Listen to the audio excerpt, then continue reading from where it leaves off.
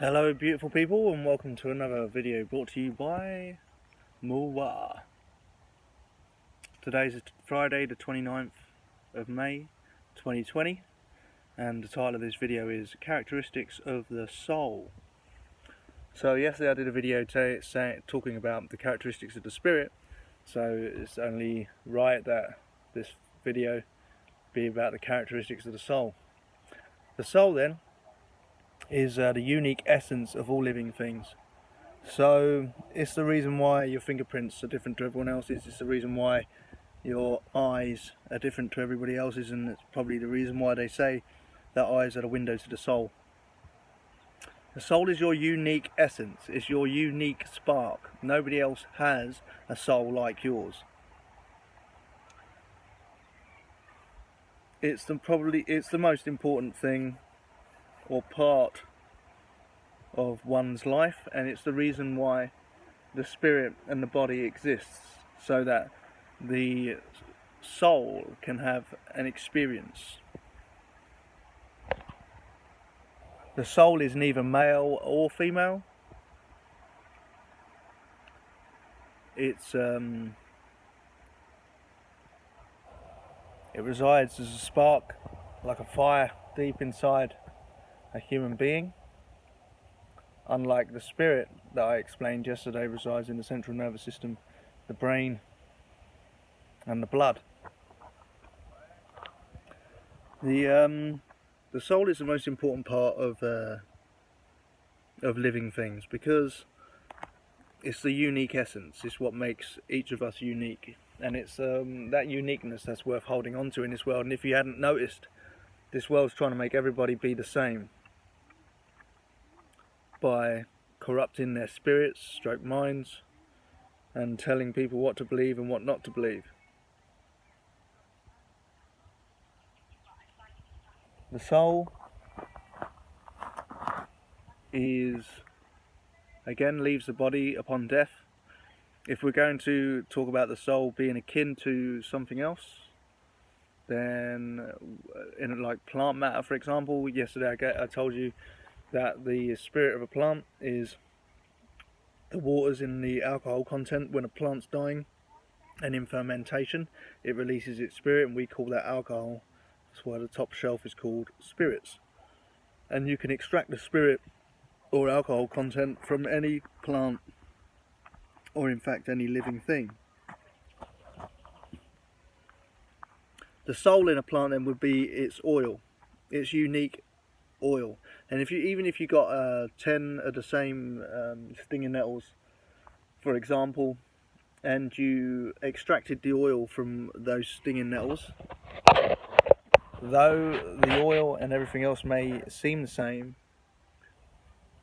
look the same, a dog will be able to smell those different oils, and it would know that there's a difference between them.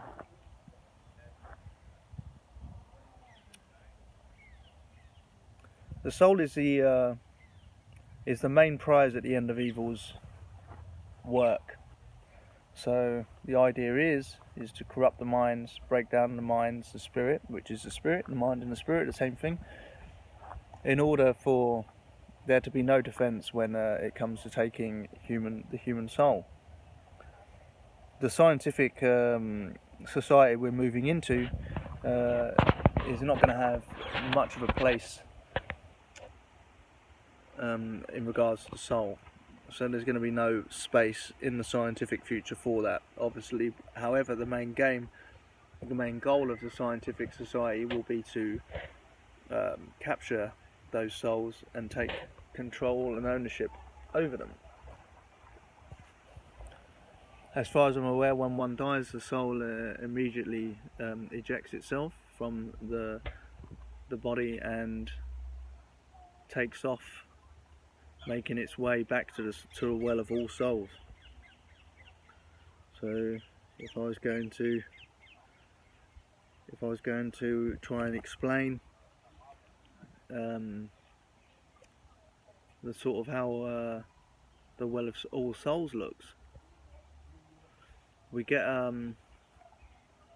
imagine some crazy artist with a bowl of of transparent liquid or paint, and he's gone whoosh and thrown that whole bucket of transparent paint at canvas, and each droplet of that transparent paint, that see-through water-like paint, is in motion through the air, and each droplet is a soul in motion heading for the canvas. And our free will is choosing what colour we want to be when we hit that canvas. So if you want to look like a smudgy, horrible, disgusting poop stain, then you can look like that. If you want to be a pretty colour, then you can be that.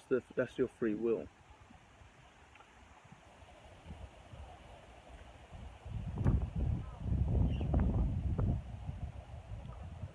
But each droplet is a soul, and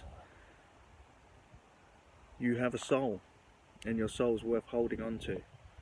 Each one of us, every single living thing, that tree behind me, has a soul as well as a spirit. All living things have three things. They have a body, a spirit, and a soul.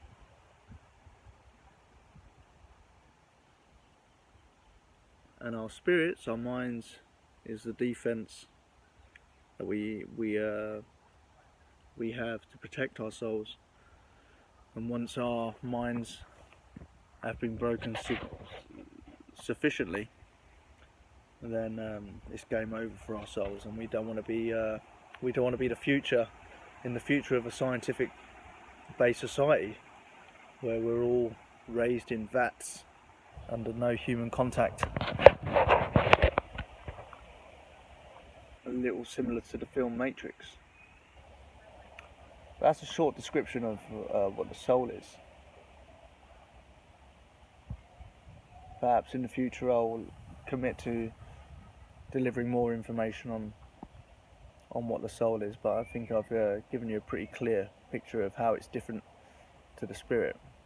See, in the spirit it's mixed with our blood and mixed with our families. Part of it is inherited through our families. That's why they call it the family spirit. Oh, you've shamed the family spirit, etc. That's what the spirit is. But I think at this time it's probably more important that I speak and deliver more information on the spirit, because that's what's under attack right now, and that's what we need to keep hold of. So, a quick short video on a few characteristics of the soul. Stay creative, stay alive. God bless you all, and there'll be more videos to come. Bye for now.